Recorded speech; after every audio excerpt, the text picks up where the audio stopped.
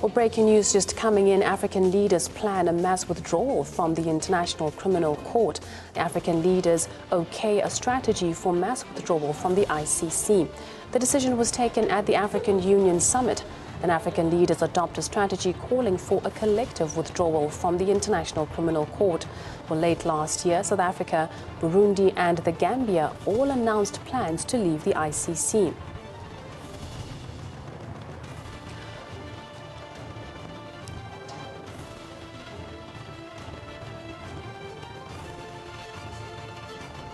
Breaking news just coming in. African leaders plan a mass withdrawal from the International Criminal Court. African leaders okay a strategy for a mass withdrawal from the ICC. The decision was taken at the African Union Summit. Leaders adopt a strategy calling for a collective withdrawal from the International Criminal Court. Late last year, South Africa, Burundi and the Gambia all announced plans to leave the ICC.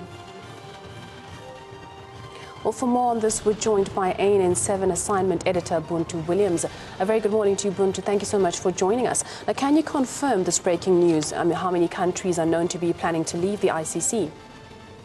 I certainly can, considering the sources that have been playing around the story from international media, and they have sources that they've named from within the AU itself, and so it is confirmed the cat is out of the bag, and it's nothing we were not expecting, considering that South Africa, Burundi, the Gambia have already created an impression, that the court had focused too narrowly on African issues and African leaders to prosecute, and not on other issues that they could possibly be looking at. And we know there's certainly issues in Pakistan, in Afghanistan, in Palestine, in Yugoslavia, all over the world. And African leaders have been most of the cases that have been prosecuted and put before the case.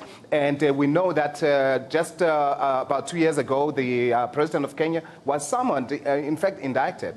And then the case was subsequently dropped by the ICC, saying that it didn't find much cooperation from the Kenyan government for the deaths of about 1,300 people after the 2000 elections. So we know it's been coming for a while, and there's been much widespread dissatisfaction with the handling of African issues by the court.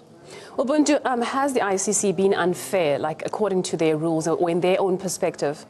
Well, it's very difficult, like I'm saying now, if you talk to someone like Kofi Annan, he's been saying that there's an impression being created that the court has been unfair. But if you look at it, I think 8 of the 9 cases that have been before the court have been African, and they have been referred to the court by African countries. And of course, we know that Africa constitutes the largest bloc of the 124 nations that are in the ICC. Over and above that, Africa was the first signatory to the, at the inception of the International Criminal Court in 2002, and that was Senegal being the first country. And we can see lately in reports that Nigeria, the DRC, and of course Senegal have been talking up support for the court. So there is an impression or a misperception perhaps that the court is focusing too narrowly on African affairs, but African countries have, on the other hand, also been supportive in part to actions of the ICC. Well, thank you so much for that update. That was our reporter, our assignment editor rather, Buntu Williams, just giving us an update on African leaders planning a mass exodus from the ICC.